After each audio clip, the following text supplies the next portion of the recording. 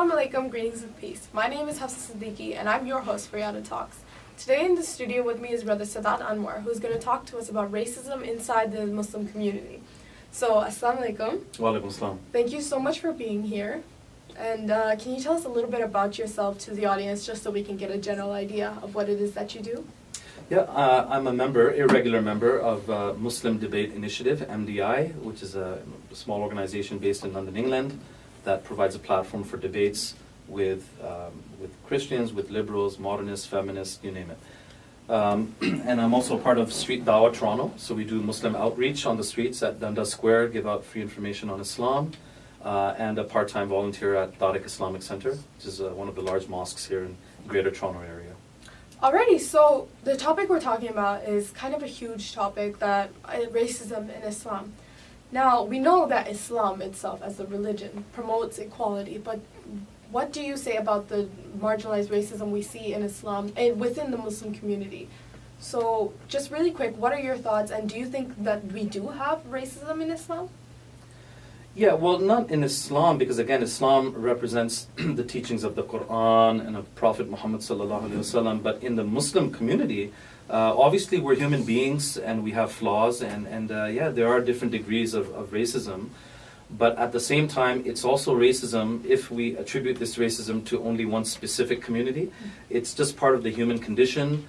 If Chinese Muslims were the majority Muslims in Toronto, they would be racist against other kinds of Muslims. If black Muslims were the majority Muslims in Toronto, they would be racist against other kinds of Muslims.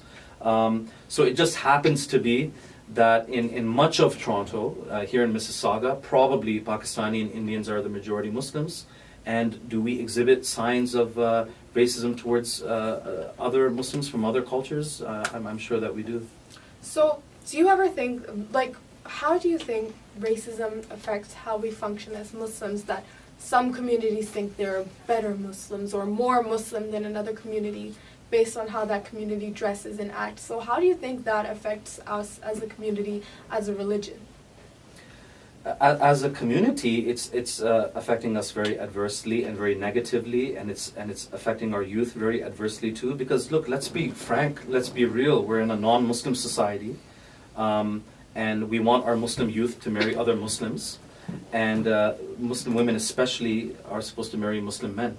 So if I have a Muslim daughter, and you know, she wants to marry a Chinese Muslim or a black Muslim or a white Muslim or whatnot, realistically, I should just be happy about the fact that she wants to marry a Muslim man.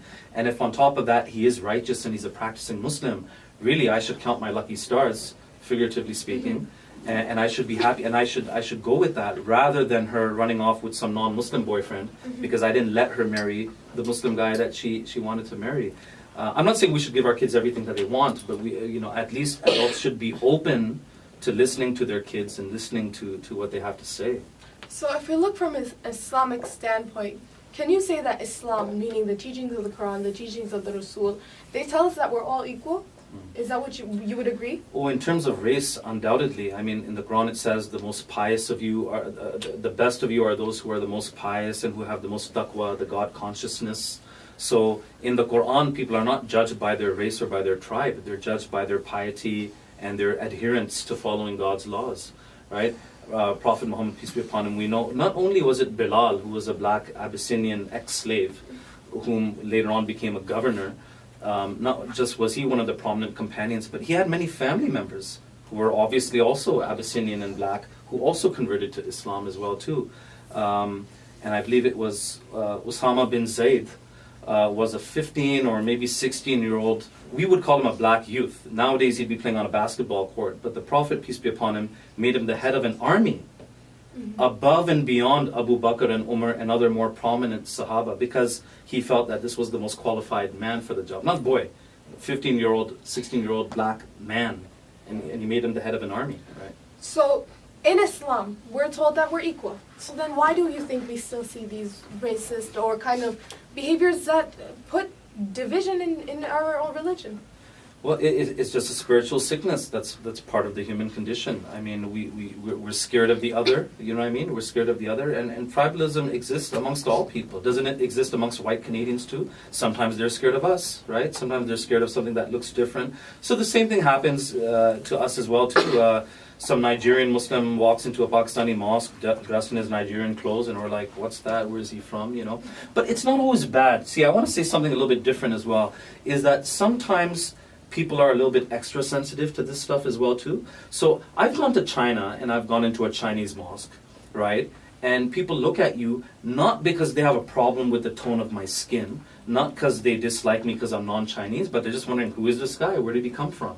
So that happens in mosques here as well too, right? In other words, like, if I'm a black Muslim and I walk into a predominantly Pakistani mosque and people just happen to look at me, I shouldn't automatically conclude, well, they don't like me because I'm black. People are just curious about each other, you know what I mean? People are just curious to look at each other. Like, of course, curiosity. It happens in everyone. Even non-Muslims were curious when someone is different than you, when someone looks differently. But in Islam, we also see blatant that this culture is less Muslim. Or even in Pakistani community, we have Sayyid family and other families, and then there's that kind of push and pull that we are more Muslim than that family, or we are more Muslim, or our bloodline is connected to this person, so we are better Muslims, or we are above. When we're all equal, when we're said that we're all equal. So what would you say about that?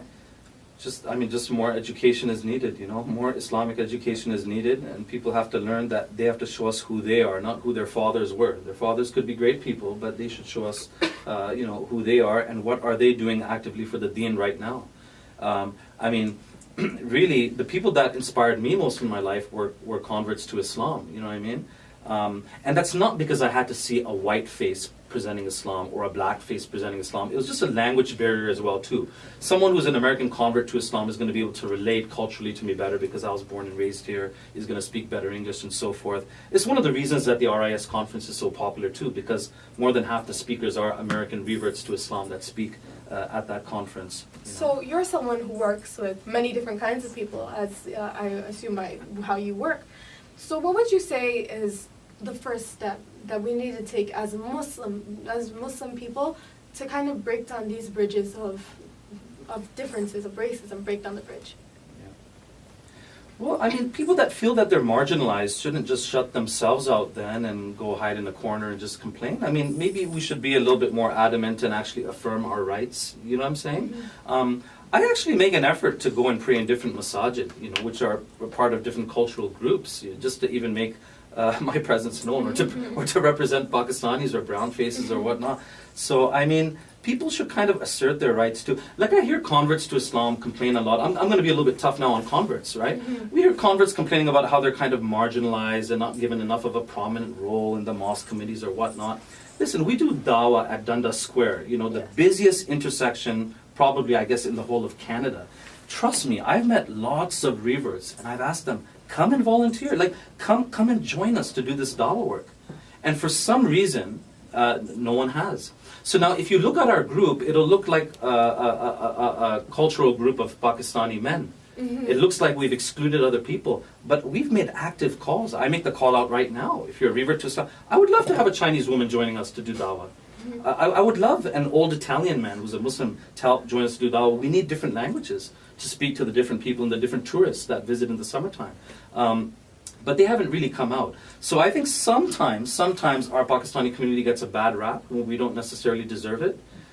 It's just a blessing that we are at the forefront of dawah in these Western countries.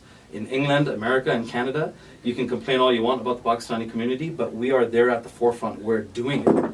But wouldn't you say that the reason they don't come out is because there is kind of this bias or this kind of wall up against them? Especially with convert Muslims, you do hear a lot of people saying is that their label for the rest of their life is the convert Muslim. Do you think that's what kind of deters them?